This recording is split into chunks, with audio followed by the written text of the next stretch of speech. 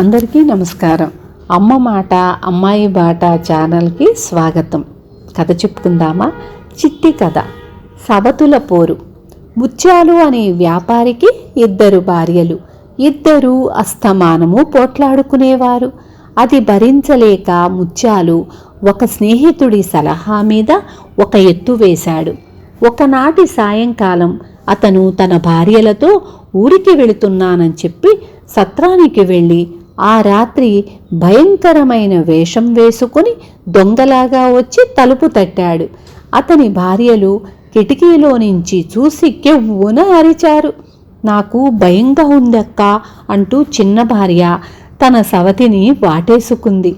భయం వద్దులేవే పిచ్చిదానా అంటూ పెద్దది వణికిపోతూ చిన్నదాన్ని సముదాయించింది.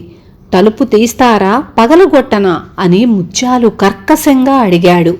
సవతులిద్దరూ కూడబలుక్కొని చెరొక రోకలి తీసుకుని ధైర్యంగా తలుపు తెరిచి ఎవడివిరా నువ్వు అంటూ బయటికి వచ్చారు. ముత్యాలు పారిపోతూ 100 రూపాయలు గల సంచిని జారవిడిచాడు.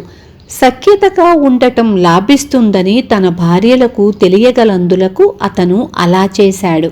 కానీ మర్నాడు అతను ఇంటికి తిరిగి వచ్చేసరికి అతని భార్యలిద్దరూ నన్ను చూసే దొంగ పారిపోయాడు, నాకే ఈ డబ్బు అంటూ కీచులాడుకుంటున్నారు. విన్నారు కదా? స్వతహాగా ఆ 2 సవతుల మధ్య ఉండేది ఎవ్వరూ తీర్చలేరు, మార్చలేరు. రేపు మళ్ళీ ఇంకొక మంచి కథతో మీ ముందుకొస్తాను.